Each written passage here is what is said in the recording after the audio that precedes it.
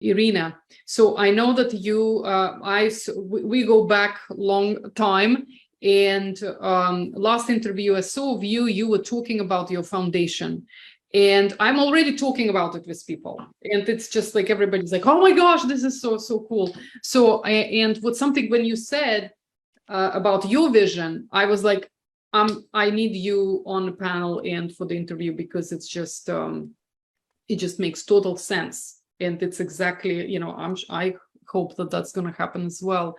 So Irina, can you please tell us what you do briefly, and then go right into your vision, and especially talk about your foundation? And yes, I'll actually start with the foundation because you led with it. So my foundation is for abused children ages 12 to 20, and I provide horse healing therapy. Mm-hmm. Because, so coming back, like I was listening to Sean about the technology, my belief is also we need to go back in touch with nature, in touch with animals, in touch with one another, and through that community to make change. And of course, technology is wonderful. I love my clients from around the world, but whenever possible, to come back to be in touch with an animal. So why did I choose horses, or they chose me? I was abused as a child, and I was severely abused. Like I had several ways of being abused by my family members. And I developed this anger and strength and plows through. So I was lucky in my life and in my career, because I was able to have a very successful corporate career in nuclear engineering, where like I went and I was on top 15 in the world in my specialty. But at that time, as was mentioned, I was like a facade. Like I didn't even know I have issues. Like I thought, and I'm originally from Romania, and I left and I came to Canada, where I live now, close to Toronto. And I thought, you know, my childhood is done. There is an ocean between me and the place of my birth and my family of origin. Nothing can touch me. I'm in a new country. So I was all cool in my career, having success. But I hit a wall, and then everything came down crumbling. And I understood that the issues from childhood, they're never gone unless you dealt with them and you took one by one and you healed. So I was very full to believe that I'm in a new life, in a new world, and I'm this successful and nothing from my past mattered. So as I changed my career, and I changed it to based on intuition and based on angel guidance, and I became a coach. I studied with Tony Robbins, strategic intervention and family therapy, because he was doing a program with a renowned family therapist. So I started to coach. And the first person that came to me, not the first, but like within the few people, she was in her 60s, 68 maybe, like really in age, and her mother passed 10 years prior to us having that conversation. And this lady still kind of wished that her mother would acknowledge her. So that was like my first light bulb, like someone who's 68-ish, I can't remember the age, but 60 something, her mother passed 10 years prior. And there she was, still like a girl wanting that approval from the parent. So I said, okay, this is like the past. And as I trained to become a coach, of course, I dealt with my stuff. And I also worked both with coaches and energy healing at the same time. So coach, which was like more the mental, like the speech therapy, and then the energy healing, which was energy and intuition and even past lives and this life, healing a lot of this trauma one by one. And then I saw another client and another client, and I started to notice, like Lira was saying, that everybody had been abused in some sort of way in their life. So when I built it, my coaching, and I started to work with businesses, yes, everybody wants like a bigger business to be more aligned, to make more money, everything that we talk about in the business world. But I saw the family of origin patterns play out in the business world. So either they had an assistant like their mother, or their business partner was like their father. And again, those patterns of abuse from childhood would play out in a different way in a business world. So I take those people, which are adults, back to solve the family of origin patterns so they can have the business of their dreams. But the idea is, what if I can come back and I do this at the early age, at the 12, 14, and I dedicate the foundation also to my 14-year-old self, who was sexually abused, beaten, criticized, thrown on the street, like all those things.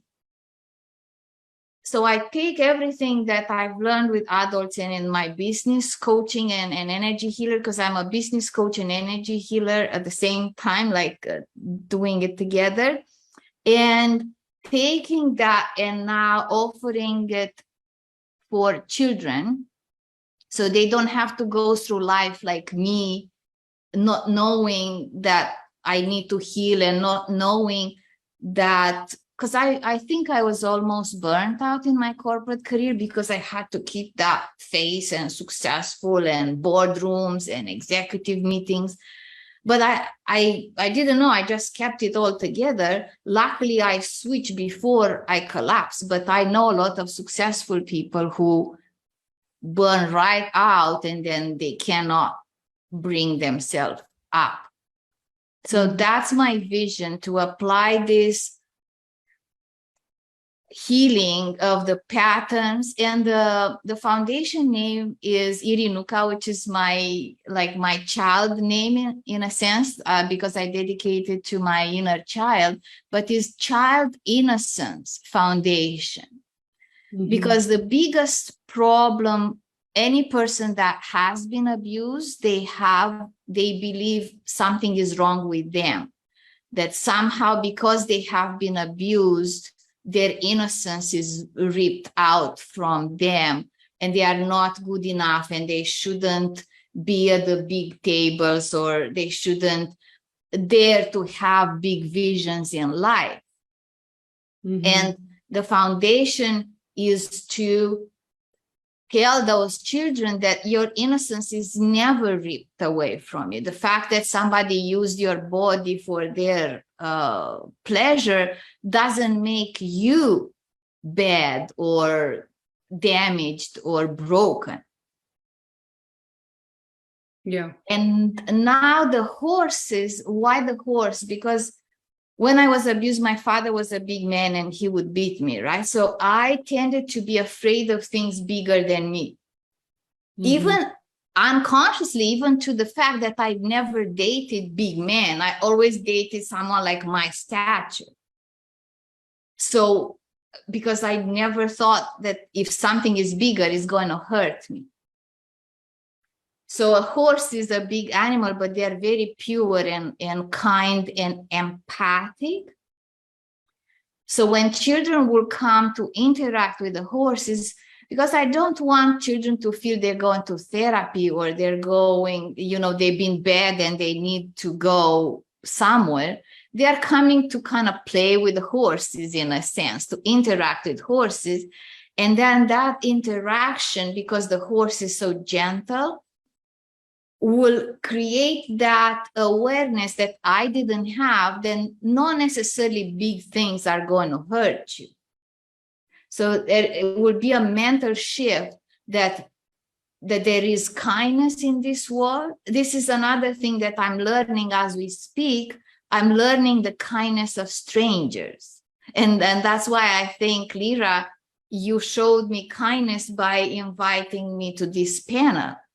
The kindness of stranger, which I've never experienced, because I always walked out through the world thinking what's going to hit me next. And I have to be very vigilant and very in control and be very aware of everybody and everything that can hurt me.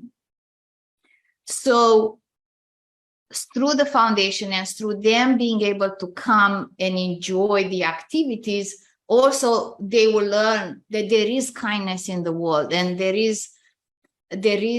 and another plan I have is that my clients will interact with, like my clients that are business owners will interact with the children, and even maybe offer those children a co-op, because I would like those children to develop entrepreneurial skills, because I feel it's really important when you have been abused to be able to kind of make your own money and make your own way into the life.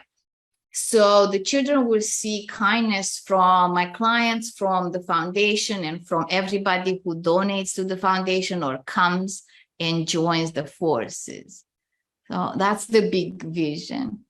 Absolutely love it. Absolutely love it. Thank you so much for sharing. And I'm so sorry you had to go through all of that. It's part of my for your vulnerability. It's beautiful. I think what you're doing is amazing. I'm a horse lover. I was about to show you my little bracelet. I don't know if you can see it on the Zoom, but see the little bracelet I have? Yes. We got to collaborate. I sell these bracelets and I use that and I empower the kids at my foundation. But I think using animals, and, you know, we are social creatures. So I want to make sure that you understand technology is one form because we could reach more people. But I'm definitely in line with you on community, interacting with the ground. I heard something the other day. I was at this beautiful mansion and this girl that I had met said, you need to go outside with no shoes on and just put your feet on the earth. We need to get back to socializing with not only flowers and people and animals. And that's the country boy in me. I'm around all these city folks and no one's walking around with their shoes off. Yes. I live in the country, and of course the horses are in the country. So for me, that's also part of my project, to bring more people into nature and to nature, beautiful. Yeah. And to be in touch with, because I feel that a lot of the mental health is also disconnection from the natural rhythms. Like I myself, if I spend all day on the computer, my energy starts to but because of the work I do, I know, and I always have breaks and I go in nature or I go to ground myself.